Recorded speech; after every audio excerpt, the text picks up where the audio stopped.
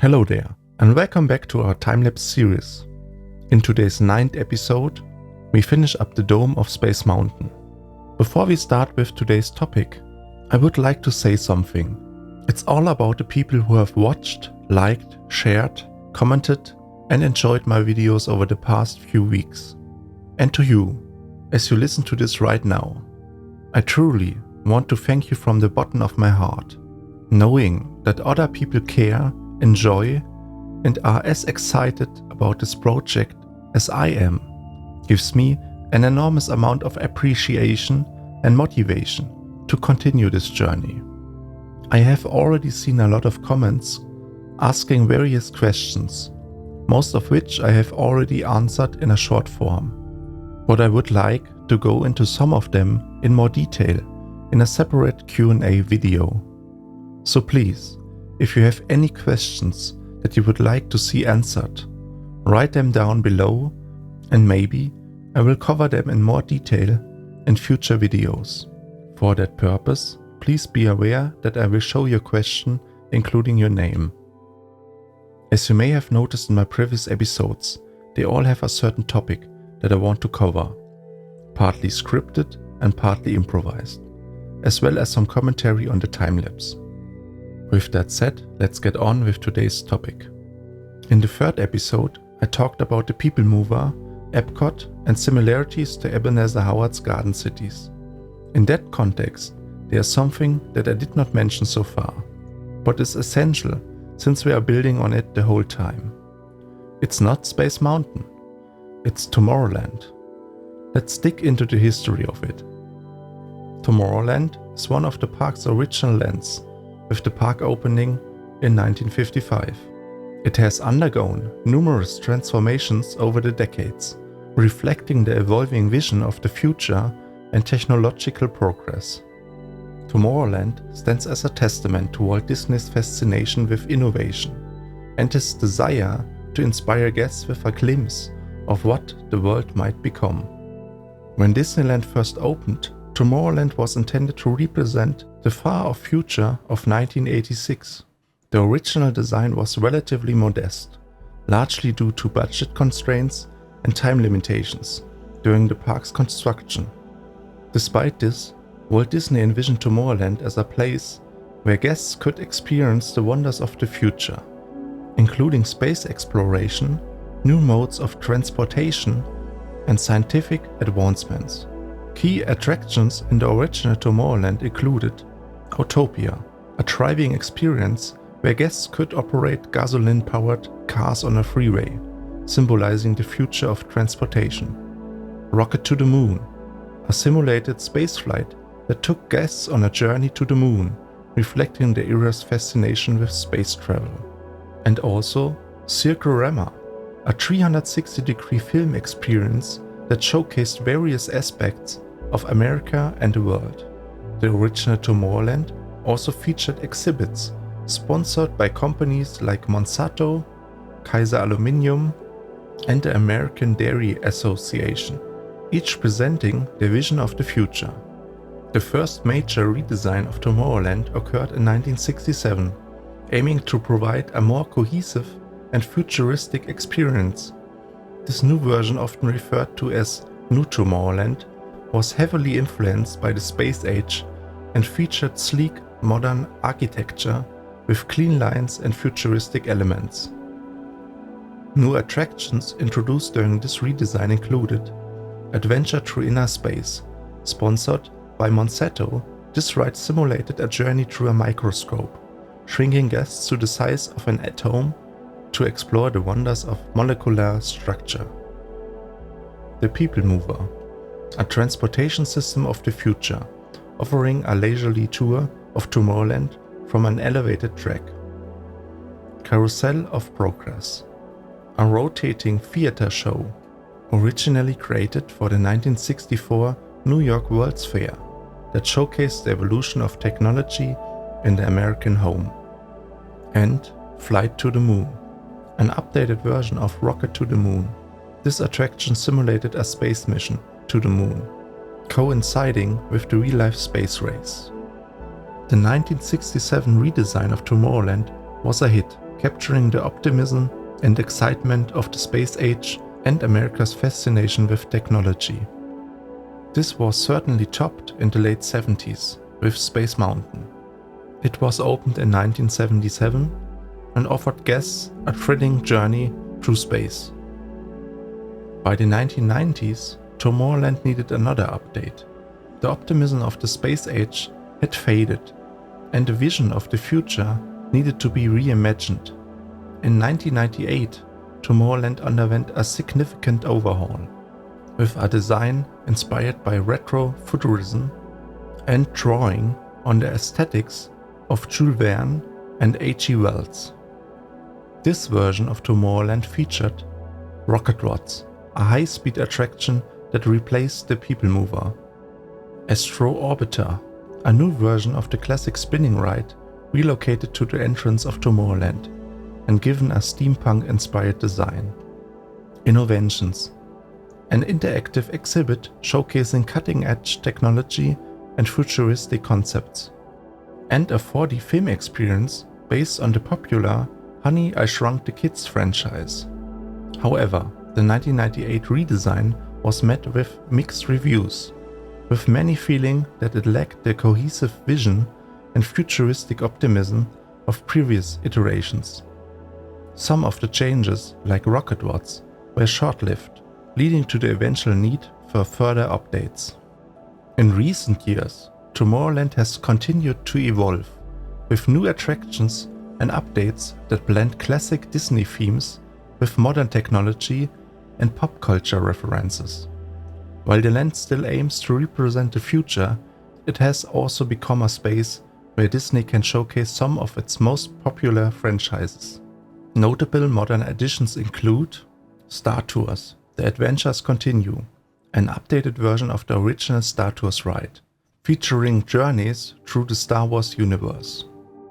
Buzz Lightyear Astro Blasters, an interactive dark ride where guests help Buzz Lightyear battle Emperor Zurg in a Toy Story themed adventure.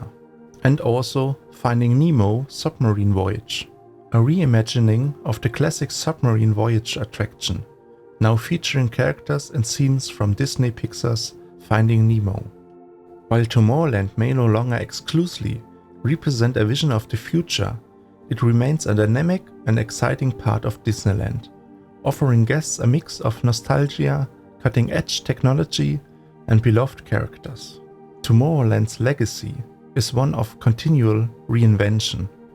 It reflects both the challenges and opportunities of predicting and presenting the future in a rapidly changing world. Walt Disney's original vision of a place where guests could experience the wonders of tomorrow lives on, even as the definition of tomorrow shifts with each passing year. Tomorrowland continues to be a place of innovation and imagination, inspiring guests to dream about the possibilities of the future. So again, I hope this was helpful in understanding Tomorrowland. It was maybe a bit long, but I think it's justifiable, since it's the area we are working on right now. So as I'm recording right now, and also earlier when I did the script, I'm constantly thinking about it. There are two movies or games that I don't want to leave unmentioned. The first movie is Metropolis, and it's a science fiction film directed by Fritz Lang from 1927, and it's set in a very dystopian future, and there's this unbalance between the rich and the poor, and how the poor keep the system basically running. And the whole film is about this inequality, and for me it's not so much about the story, but actually the theming and the style of the movie, how it's shot, because it's also in black and white. But at the time, with that little of technology, to make such a great movie at this time, I think it's just a milestone in the motion pictures.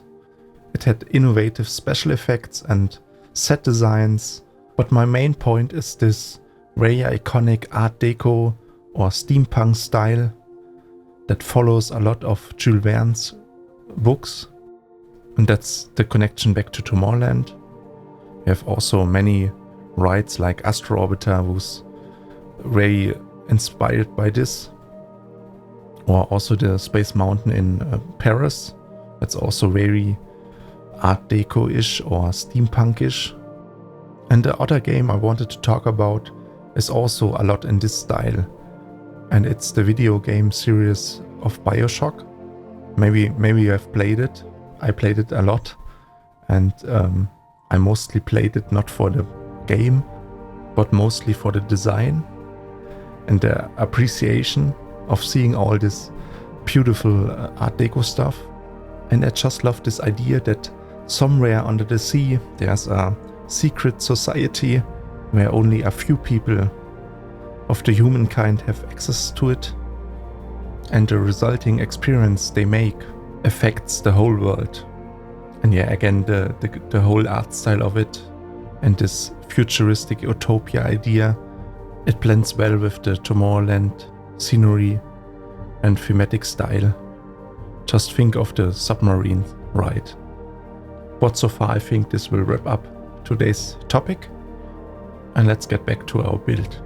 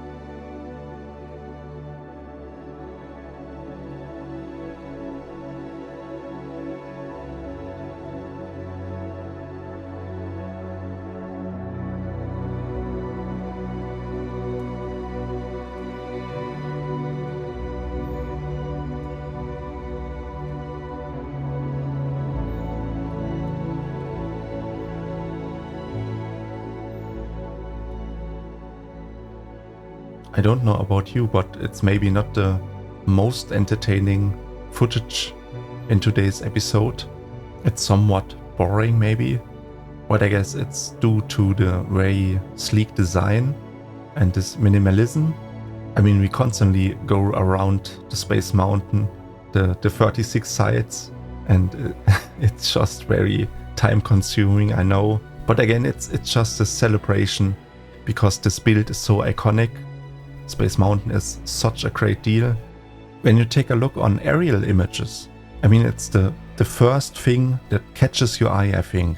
And maybe also the fact that it's absolutely round shaped. Most buildings you see are mostly rectangle shaped, and therefore I think it just pops into your eyes since it's so out of the norm.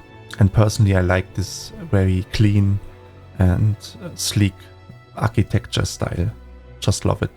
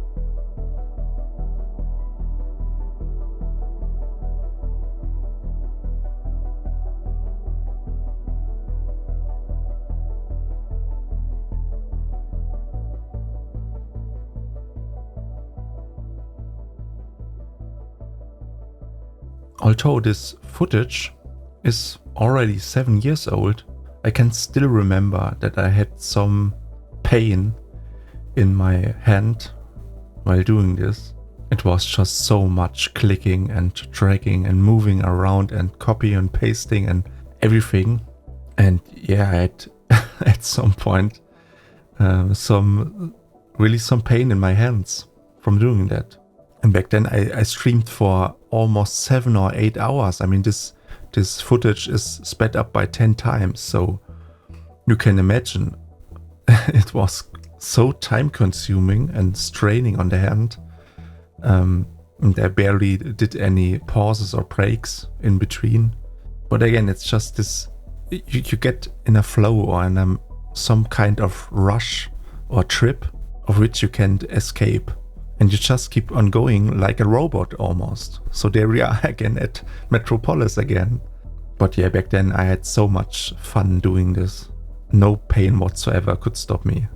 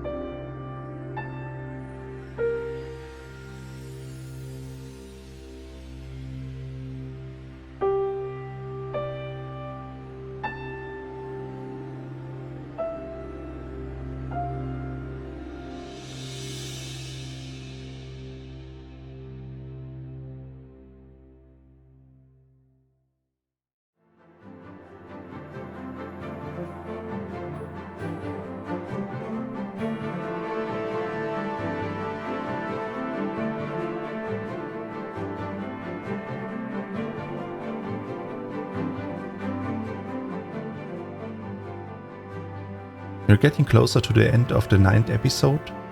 I talked a lot about the history of Tomorrowland, and while doing that, we finished the dome of Space Mountain. As always, I hope you enjoyed today's episode. If you did, subscribe, like or comment, and make sure to join our Discord server so you don't miss anything. If you want to see more, make sure to watch my introduction video or check the playlist of the time-lapse series. Thanks for watching. See you in the next one. Goodbye.